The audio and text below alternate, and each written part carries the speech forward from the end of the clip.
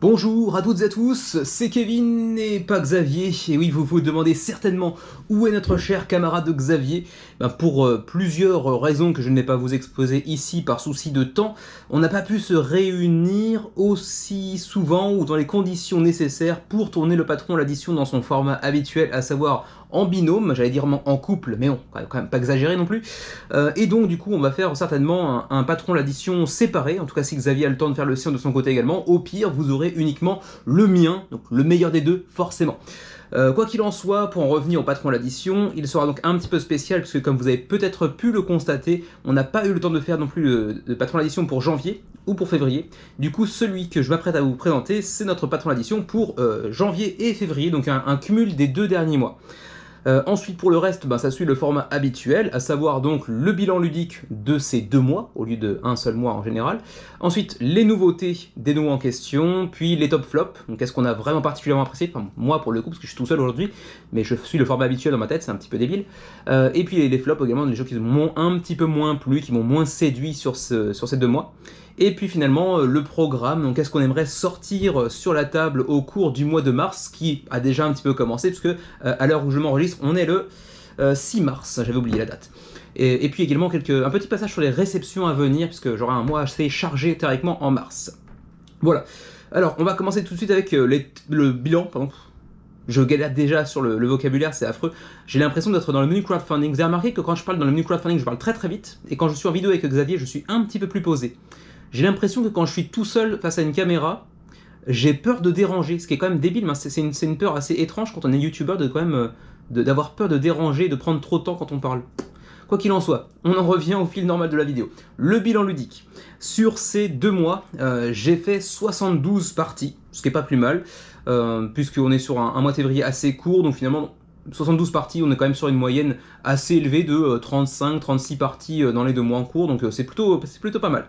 45 heures de partie également, donc là encore une fois c'est une statistique qui ne sert pas à grand chose, mais vous savez qu'on aime bien vous la donner malgré tout, parce que je sais pas, ça donne une petite indication du nombre d'heures qu'on a pu passer, même le nombre de jours potentiellement qu'on a pu passer sur des jeux de société. Donc là presque 2 jours en 2 mois, donc je reste sur ma moyenne habituelle environ de 24 heures par mois de jeux de société, puisque le mois de février était un petit peu court.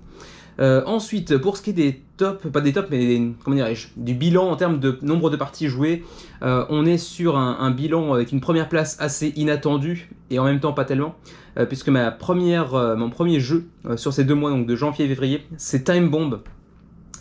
Ça me fait un peu mal de le dire parce que je suis pas très jeu d'ambiance ni jeu de déduction sociale, disons. Mais pour le coup, c'est un jeu qui sort souvent en janvier-février chez moi pour une simple raison, c'est que c'est la fin de l'année universitaire au Japon. Et du coup, c'est un jeu que j'aime bien sortir avec mes étudiants pour les forcer à parler en français. Et du coup, c'est un jeu qui sort assez facilement, qui s'explique assez facilement. En plus, c'est un jeu japonais, donc ça leur donne une raison de s'intéresser encore plus au jeu. Donc 9 parties de Time Bomb à travers différentes classes qui généralement apprécient toujours autant l'expérience. Ensuite, avec 5 parties en solo pour le coup, parce que j'étais un petit peu en vacances aussi à un moment donné, donc un petit peu de solo, sur Terraforming Mars grâce à l'application, mais bon je la compte parce que c'est quand même Terraforming Mars, donc 5 parties de Terraforming Mars en solo, dont 3 victoires, ce qui est quand même assez rare en solo de gagner avec un tel ratio, donc je suis assez content de moi. Et ensuite on va rentrer à la 3ème position qui est occupée par QE, donc QE, que vous avez peut-être déjà aperçu, je crois qu'il n'a pas encore de version française mais qu'il est disponible sur Philibert par exemple, un jeu assez spécial d'enchères cachées, mais où on peut poser une enchère d'un chiffre complètement démesuré. Le chiffre est complètement libre. Vous pouvez tenter d'acheter une entreprise à 1 milliard de dollars. C'est pas un problème. Simplement, celui qui aura dépensé le plus à la fin de la partie est éliminé d'office. Donc c'est assez intéressant de ce point de vue-là. C'est un jeu qui est un peu pété, mais pété dans le bon sens du terme, et je pense qu'on l'a pas encore suffisamment cassé en réalité, parce qu'on reste un petit peu timide, on dépasse rarement les, je sais pas, 50 000, 100 000 dollars par exemple pour une offre, alors que je pense qu'il faudrait aller encore plus loin pour vraiment casser le jeu et lui faire prendre tout son sel. Mais je sais pas, on retentera à l'avenir. Ensuite, j'ai plusieurs jeux à 3. J'ai Keystone, dont j'ai fait 3 parties. J'ai aussi Colossus, que j'ai joué encore en solo à 3 reprises également. Viticulture. Viticulture, on a découvert avec Xavier pour 3 parties également. Mais ça, j'en parlerai un peu par la suite. Et puis ensuite, j'ai un petit lot de jeux à deux, comme Flamme Rouge, comme Shogun no Katana, que vous avez peut-être derrière moi, voilà par là, qui était une découverte aussi de décembre, mais j'en reparlerai certainement un jour aussi. Il y avait aussi Hit, qui a vu deux fois la table également, pour le présenter à Xavier. Toujours un énorme succès, c'est vraiment c'est vraiment un super jeu, tout comme Flamme Rouge d'ailleurs. Cthulhu Death Medaille, dont on a fait deux parties également avec Xavier et une collègue également. Et puis également, j'ai oublié trois parties aussi sur Next Station London, qui est pas dégueu. C'est un bon petit jeu également. Là-dedans, y a-t-il des tops et des flops? Mais avant d'ailleurs, avant de passer au top ou flop, j'avais oublié une partie fondamentale de notre patron l'addition habituel, à savoir les nouveautés. À quoi on a joué de nouveau durant ces 2 mois passés? On a eu 8 nouveautés sur les mois de janvier et février. En tout cas moi, parce que Xavier joue beaucoup en solo, donc peut-être qu'il en a un peu plus que moi. Moi j'en ai 8 pour moi. Le premier étant QE, que j'ai déjà abordé tout à l'heure. Donc c'est un petit jeu d'enchères où vous allez incarner des États, donc le Japon, les États, l'Union Européenne c'est pas un État, mais bon, vous avez compris, les États-Unis, etc. Et vous allez chercher à vous porter acquéreur de certaines industries de manufacture, de production, enfin des trucs gouvernementaux, etc. Sauf que, comme je l'ai dit tout à l'heure, c'est un petit peu pété, vous pouvez enchérir à peu près n'importe quelle somme, il n'y a aucune limite, la seule étant que celui qui aura mis la plus grosse somme aux enchères durant la partie, eh bien, va perdre d'office. Donc c'est assez intéressant, c'est un petit jeu de set collection avec des enchères cachées, assez sympatoche, où chacun son tour, on va pouvoir être, comment dirais-je, le juge des enchères en gros, et on va découvrir ce que les autres ont porté comme enchères. Donc on aura des informations disséminées au fur et à mesure de la partie, qu'on ne révélera pas aux autres et qui nous donneront des indications sur les sommes qui ont été pariées. Et du coup, on a quand même un petit peu d'informations, mais on ne sait jamais tout à fait ce que les autres ont parié, on ne sait jamais exactement lesquelles les entreprises ont réussi à mettre dans leur besace, on va dire. Donc c'est assez intéressant sur le principe. Autre nouveau jeu, Kyoju in the Dark, un petit prototype qu'on nous a confié récemment, dont on a fait quelques parties, que pas dégueu, c'est un jeu abstrait assez particulier, qui ressemble un petit peu à des, comment dirais-je, à des échecs, mais avec un thème assez bizarre. Bref, on en reparlera certainement à terme, pas marqué particulièrement dans le bon sens du terme, ni forcément dans le mauvais sens du terme, c'est un jeu ok. Ensuite, Encyclopédia, qu'on a découvert grâce à un couple d'abonnés qui est venu au Japon et qui est venu nous faire un petit coucou. Donc on a fait une petite journée jeu aussi, y compris donc Encyclopédia de chez Holy Grail Games, donc paix à leur âme malheureusement. Enfin, paix à son âme à l'éditeur, parce que bon, les personnes eux sont pas mortes évidemment, heureusement. Donc c'était une belle découverte. Encore un bon jeu de Holy Grail Games malgré leur disparition, donc ça restera comme étant un bon jeu. Peut-être leur meilleur jeu, je sais pas, on verra. Quoi qu'il en soit, c'était un bon petit jeu.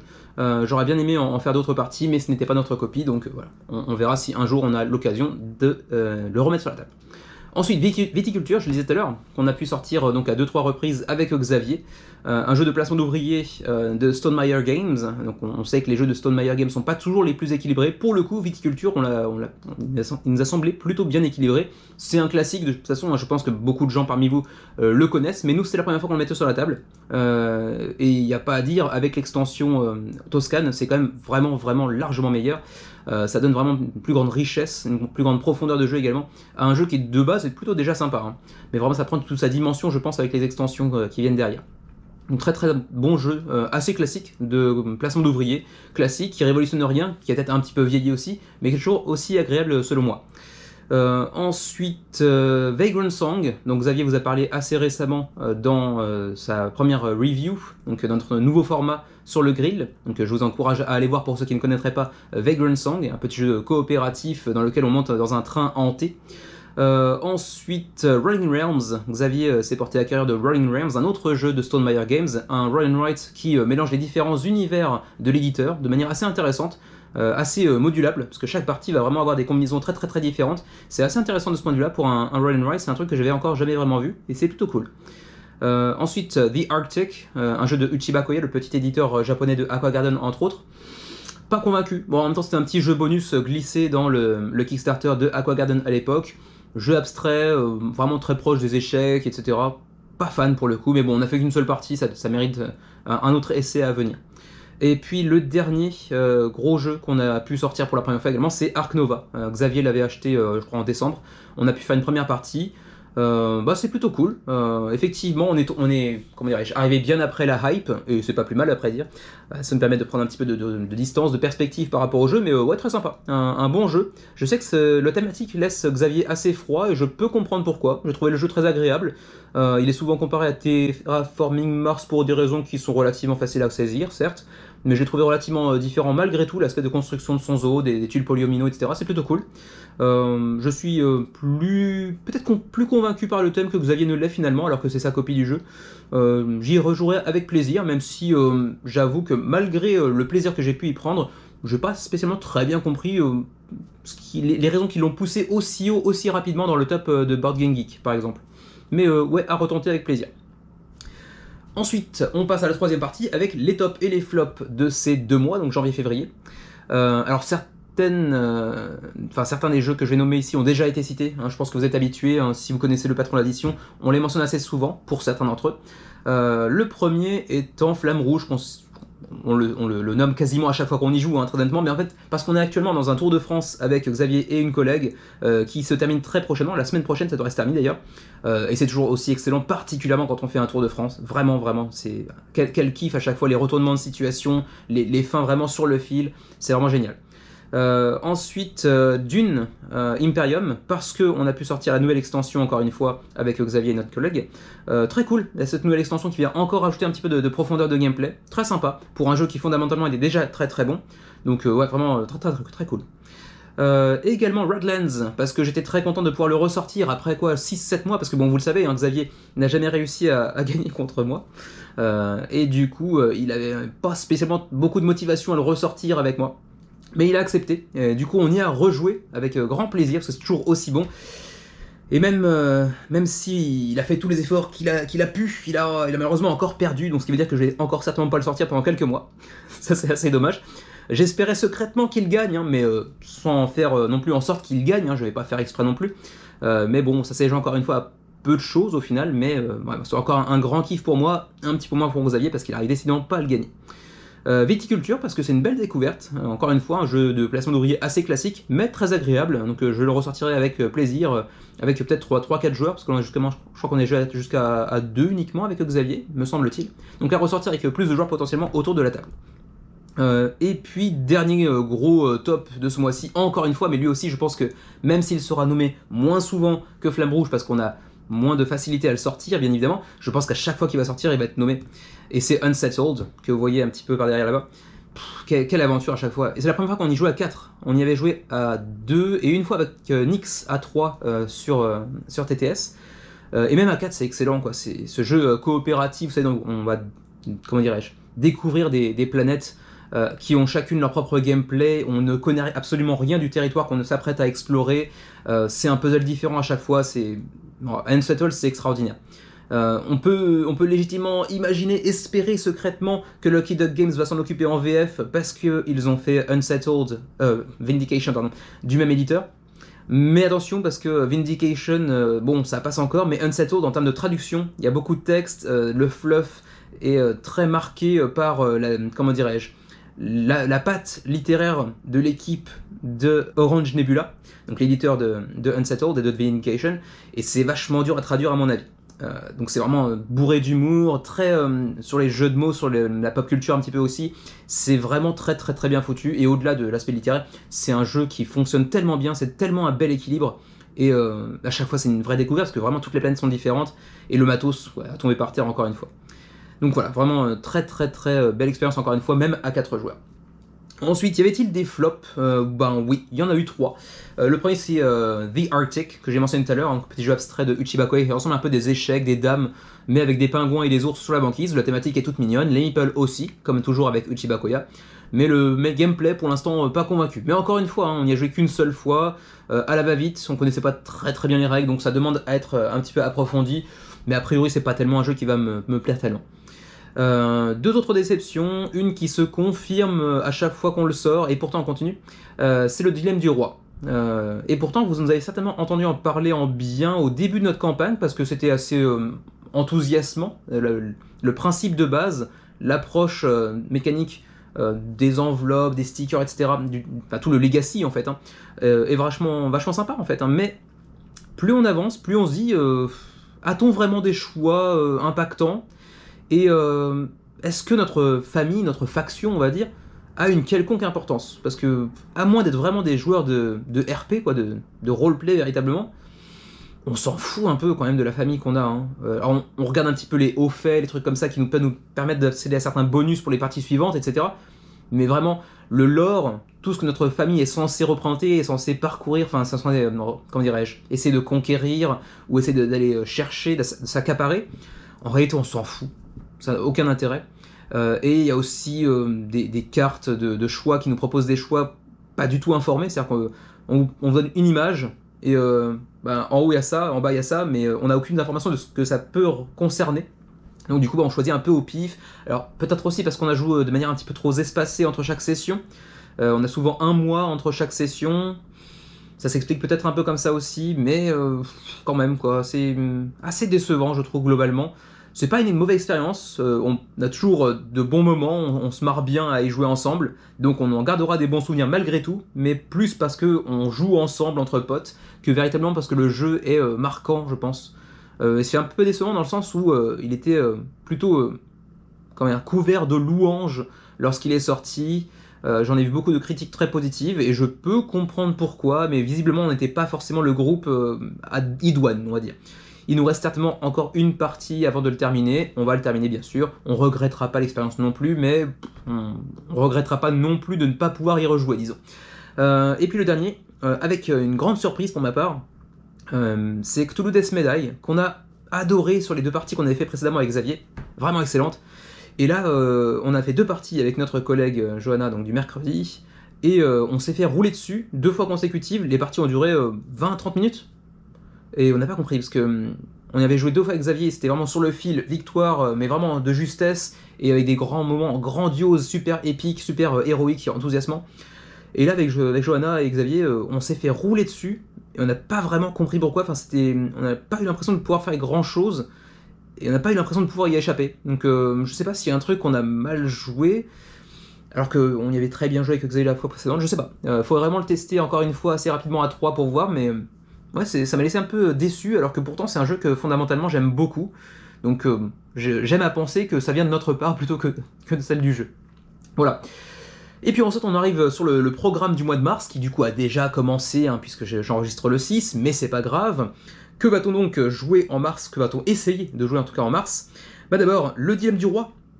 On va essayer de le terminer, mais je pense que ce sera plutôt pour avril, parce qu'en fait on vient d'y jouer aujourd'hui même au moment où je vous parle, et c'est après cette partie d'aujourd'hui qu'il nous reste certainement encore une partie, une dernière, donc on va essayer de le terminer, pour terminer la campagne. Donc voilà, on va finir la campagne tranquillement, même si on n'aura bien évidemment pas ouvert toutes les enveloppes, pas collé tous les stickers possibles, etc., mais c'est le principe du jeu. Voilà, on finira donc le Dilemme du Roi certainement courant avril. Autre chose, vous le voyez peut-être, voilà, ici derrière moi, je viens de recevoir en occasion, mais quasi neuf, Résurgence, qui est un KS qui était sorti l'année dernière, qui est arrivé il y a quelques mois à peine.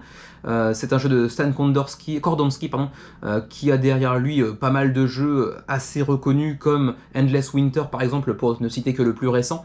Et j'ai hâte de le découvrir parce que même si la thématique me parle pas outre mesure, le jeu a des très très bonnes critiques, y compris par notre cher ami Nyx, et c'est toi qui m'as un petit peu moubouré pour le coup. Je savais que j'avais envie de le tester un jour ou l'autre, ou en tout cas lui ou un autre jeu de Kordonski, j'arrive pas à m'y faire décidément, et du coup c'est un petit peu Nyx qui m'a convaincu avec sa critique de Résurgence qui était très positive, donc voilà, j'avais très envie de le tester. Il est passé en occasion à quoi 6 000 yens, donc ça faisait quoi, ça fait 42-43 euros plus les frais de port, mais bon au Japon c'est pas très cher, et du coup ouais, j'ai sauté dessus et on verra bien ce que ça donne. J'espère qu'on pourra le sortir en mars, pas garanti, si c'est pas le cas ce sera pour avril. Autre chose que j'aimerais bien sortir pour la première fois depuis très longtemps, parce qu'on y a joué qu'à 2, et j'aimerais bien le tenter à 3 avec notre collègue du mercredi. Il s'agit de la quête du bonheur que vous voyez derrière nous. Alors c'est un petit peu long, c'est le problème, c'est que je pense qu'à 3, à mon avis, ça va bien durer 2 heures, 2 heures et demie. Et c'est peut-être le problème majeur, je trouve, de la quête du bonheur, c'est que c'est un petit peu trop long pour ce que ça propose. C'est un jeu feel good, certes de placement d'ouvriers, avec un petit peu de gestion de ressources, etc. Donc c'est un très bon jeu de placement d'ouvriers, mais c'est vrai que pour ce que ça propose, ça devrait faire un jeu d'1 heure et demie grand max à mon avis. Peut-être aussi qu'on manque un petit peu de parties derrière nous et qu'à chaque fois il faut se réapproprier un petit peu le jeu, c'est aussi que ça pêche par là, donc de notre faute. Et puis Anachronie, parce que voilà, c'est Anachronie, qu'on a toujours un petit peu envie de le sortir chez nous, quoi. Mais bon, après, petit spoiler alerte, hein, on y a joué aujourd'hui, donc en fait c'est déjà réalisé pour le coup. On a fait une partie à 4 aujourd'hui, c'est toujours aussi excellent. Enfin, on a ajouté par cette fois-ci les plateaux comment dire, asymétriques, ce qu'on n'avait pas encore fait jusqu'à présent. Et c'est vrai que ça vient ajouter encore une épaisseur supplémentaire à un jeu qui est déjà formidable. Si on le pouvait, je pense qu'on sortirait Anachronie une fois ou deux fois par mois, quoi, si c'était possible. Et vraiment, c'est toujours une super expérience. Même si là, j'ai perdu à 4-5 points d'écart. Et pour une fois n'est pas coutume, mais il faut le souligner, Xavier a gagné. Donc voilà, quand même, bravo. Toutes les parties solo ne sont pas là pour rien.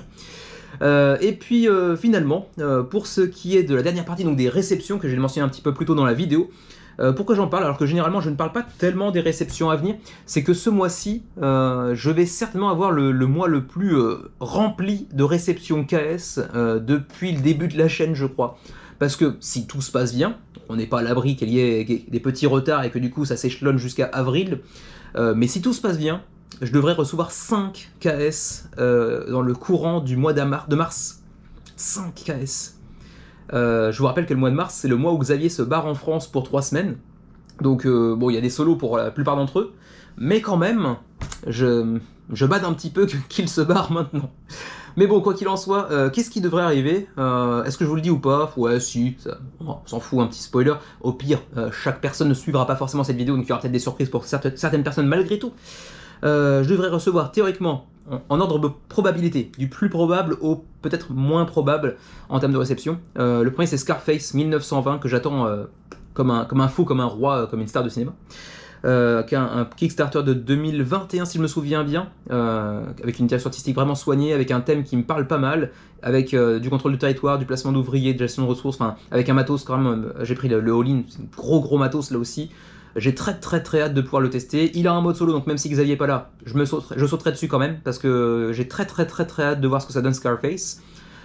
Autre jeu qui devrait arriver normalement courant mars sans trop de problème, c'est Ibris, enfin, parce que oui, vous l'avez déjà reçu certainement depuis quelques semaines en France, mais nous au Japon, bon, c'est VFI, notre livreur pour la zone Asie, y compris le Japon, donc, et pas forcément très pressé. Donc normalement Ibris devrait arriver courant mars, et lui aussi, vous le savez, ça fait partie des jeux que j'attends avec une grande impatience depuis la campagne. Enfin, moi, c'est un jeu sur lequel j'ai vraiment flashé, et j'en entends que du bien, je vois tous les retours sur la communauté des ludistes, etc. J'ai vraiment très hâte de le tester. Lui aussi a un mode solo, mais c'est peut-être pas celui qui m'attire le plus par contre. J'aimerais vraiment bien y jouer à plusieurs pour le coup. Autre jeu qui devrait arriver en mars aussi, Hoplomachus. Encore un Cheap Theory Games, mais en solo celui-ci, puisque c'est Hoplomachus Victorum, donc en solo avec le matériel de fou de Cheap Theory Games comme à l'accoutumée bien sûr. Donc là aussi assez hâte de pouvoir le tester, même si, vous le savez, moi j'aime bien les solos qui sont pas trop longs, 45 minutes, 1 heure max. Là pour le coup je pense que Hoplo ça dépasse un tout petit peu, mais c'est du Cheap Theory Games et j'ai très hâte de voir ce que ça propose en termes de gameplay également, donc je lui pardonne assez facilement ça je pense. Ensuite il en reste 2, le premier qui reste à peu près probable en mars, c'est Undici, le jeu de football. Alors vous n'aviez pas fan du tout de foot, moi oui, j'ai aucun mal, aucune honte à le reconnaître, hein. Et du coup un petit jeu de foot à 2, comme ça me tente pas mal, j'arrive pas à parler aujourd'hui, ça me tente beaucoup.